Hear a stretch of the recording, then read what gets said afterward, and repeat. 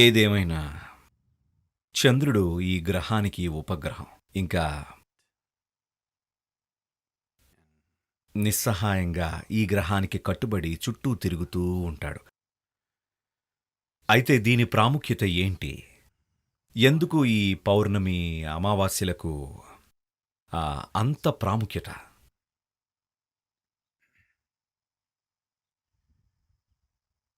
బహుశా మీలో చాలా మందికి తెలిసే ఉంటుంది. అదేంటంటే, మీకు ఇది అనుభవంతో తెలిసుండదనుకుంటున్నాను. మీకు ఇది తెలిసుండాలి. ఎవరైనా మానసిక ఆందోళనకు గురైతే పౌర్ణమి రోజు గాని, లేదా అమావాస్య రోజు గాని, వారు మామూలు కన్నా ఇంకొంచెం ఎక్కువ ఆందోళన పడతారు. మీకు తెలుసా? మీకు కూడా జరుగుతుందా?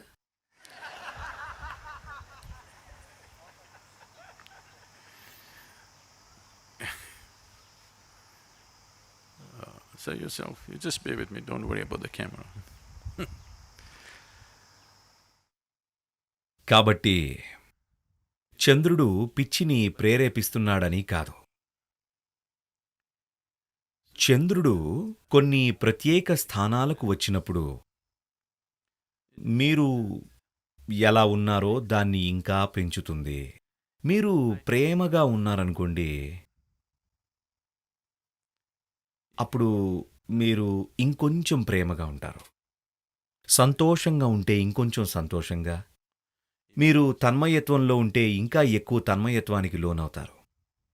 మీరు కొంచెం పిచ్చిగా ఉంటే మరింత పిచ్చిగా అవుతారు. మీరు ధ్యాన స్థితిలో ఉన్నట్లయితే మరింత గాఢమైన ధ్యాన స్థితిలోకి వెళ్ళగలుగుతారు. మీ గుణమేంటో దాన్ని పెంపొందిస్తుంది.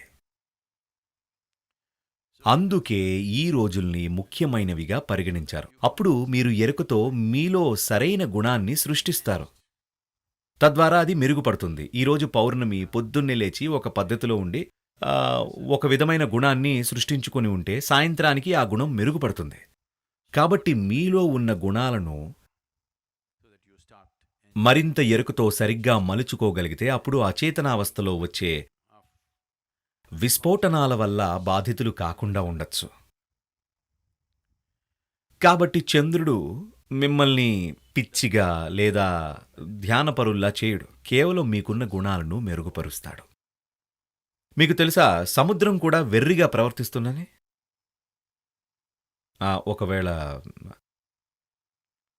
ఒకవేళ మీరు సముద్రపు ఒడ్డున ఈదేవారైతే ఇది మీకు పిచ్చితనం.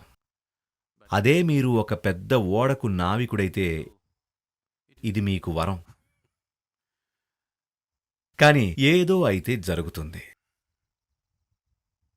సముద్రమే ఎగసిపడ్డానికి ప్రయత్నిస్తుంది. సముద్రమంతటిదే ఎగసిపడ్డానికి ప్రయత్నిస్తున్నప్పుడు మీరు దీన్ని అందుకొని వాడుకోవాలని అనుకుంటే మీరు ఎదగడానికి కూడా పరిస్థితి అనుకూలంగా ఉండొచ్చు. ఇంకా మానవ జీవితం మీద చంద్రుడి ప్రభావం దానికన్నా చాలా ఎక్కువైనది. మీరు మీతో ఏం చేయాలనుకున్నా చంద్రుడు ఏ స్థానంలో ఉన్నాడో తెలుసుకుంటే చాలా ఉపయోగపడుతుంది. ఎందుకంటే అది మన శరీర వ్యవస్థలో పలు రకాల లక్షణాలు, శక్తులు సృష్టిస్తుంది. ఎవరైనా ఆ ఎరుకలోకి వస్తే దీన్ని ఉపయోగించుకోవచ్చు.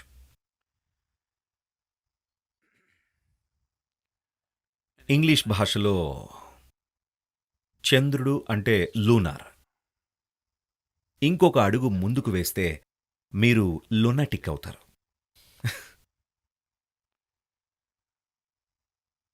అయితే సాధారణంగా చంద్రుని ప్రభావం తర్క విరుద్ధమైనదిగా పరిగణిస్తారు. తర్క విరుద్ధమైనది ఏదైనా పాశ్చాత్య దేశాల్లో పిచ్చితనం అని నిర్ధారిస్తారు. లేదా వెర్రితనం అని కూడా అంటారు. కానీ ఇక్కడ మనం ఎల్లప్పుడూ తర్కానికి పరిమితులున్నాయి అని చూసాం. జీవితంలోని భౌతిక అంశాలను నిర్వహించడానికి తర్కం బాగా ఉపయోగపడుతుంది. మీరు ఏదైనా వ్యాపారం చేయాలన్నా, మీరు ఇల్లు కట్టాలన్నా, ప్రపంచంలోని అన్ని పనులు చేయాలన్నా తార్కికంగా ఉండాల్సిందే. వాటికి వేరే మార్గం లేదు.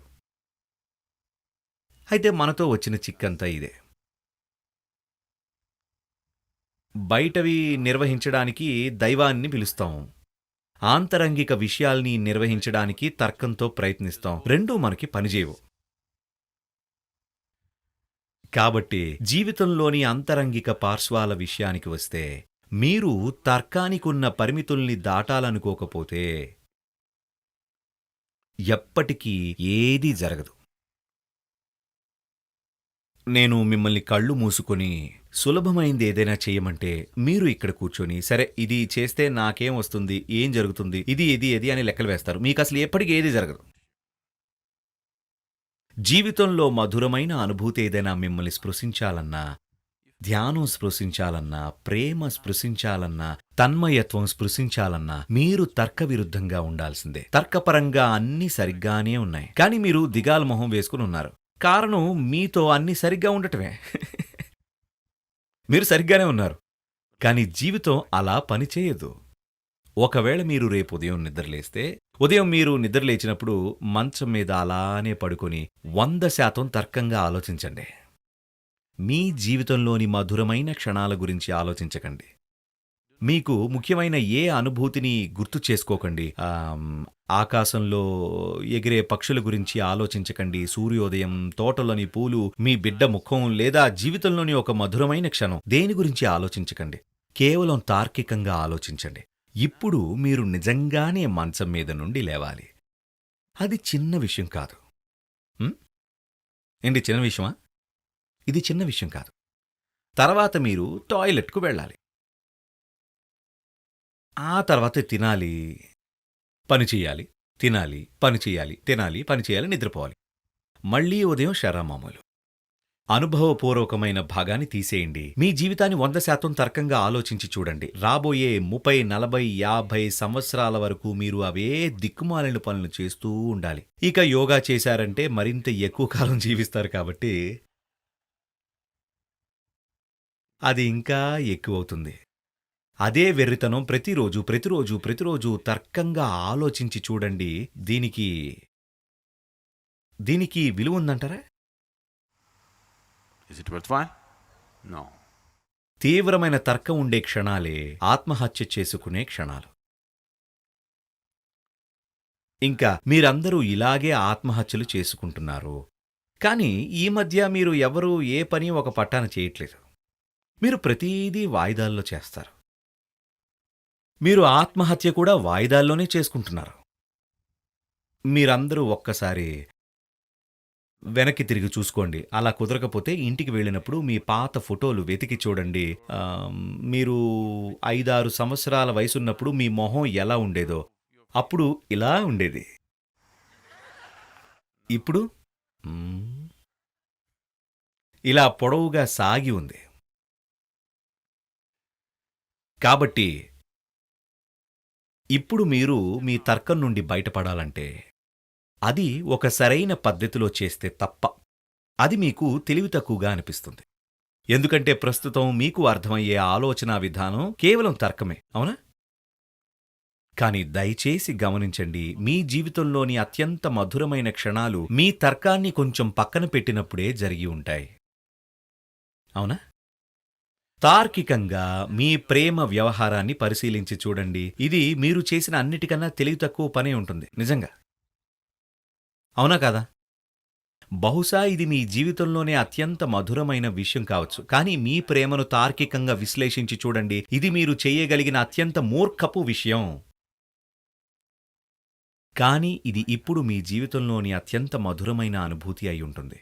కాబట్టి తర్కము, అలాగే అనుభవపూర్వకంగా మీరు తెలుసుకోగలిగే మీ యథార్థ స్వరూపం, ఈ రెండూ వ్యతిరేకం. అయితే యోగాలో మిమ్మల్ని 2 భాగాలుగా చూస్తాం, సూర్యుడు, చంద్రుడు. ఆ సంకేతాలు, చిహ్నాలు చూశారు కదా? మీరు హఠ అనే పదాన్ని విన్నారా? హఠయోగా. హఠ అంటే హ అంటే సూర్యుడు, ఠ అంటే చంద్రుడు. కాబట్టి ఇవి 2 పార్శ్వాలు. దీనికి విభిన్న చిహ్నాలు ఉన్నాయి. శివుణ్ణి సగం పురుషుడు సగం స్త్రీగా చూపించడం చూసి ఉంటారు. ఇవన్నీ మీకు ఒక తార్కిక కోణం ఉందని, ఇంకా దాన్ని మించిన మరో కోణం ఉందని సూచించడానికే. మీరు ఈ 2 కోణాలను అన్వేషించకపోతే మీరు ఒక అసంపూర్ణమైన జీవం అవుతారు. లేదా సగం సగం మాత్రమే జీవిస్తారు. కాబట్టి మేము ఆధ్యాత్మిక ప్రక్రియ లేదా యోగా ఇంకా ఏదైనా అన్నప్పుడు మనం ఏం చూస్తున్నామంటే సంపూర్ణ జీవంగా ఎలా అవ్వాలి అని. సగం సగం జీవంగా కాదు. కేవలం శరీరం సజీవంగా ఉంటే అది సరిపోదు. మీలో ఉన్న ప్రతిదీ రగులుతూ ఉండాలి.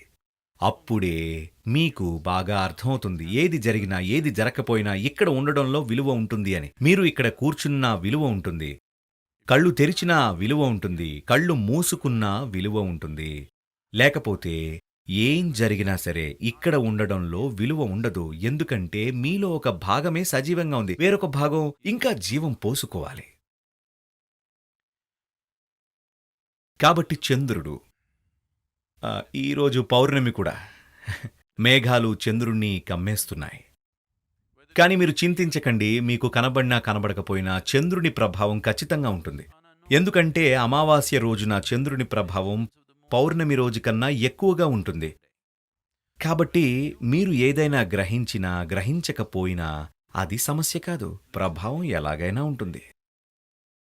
భౌతికతను చక్కగా నిర్వహించడానికి మీకు తర్కం పనికొస్తుంది. అయితే తర్కాన్ని మించిన కోణం ఒకటి ఉంది.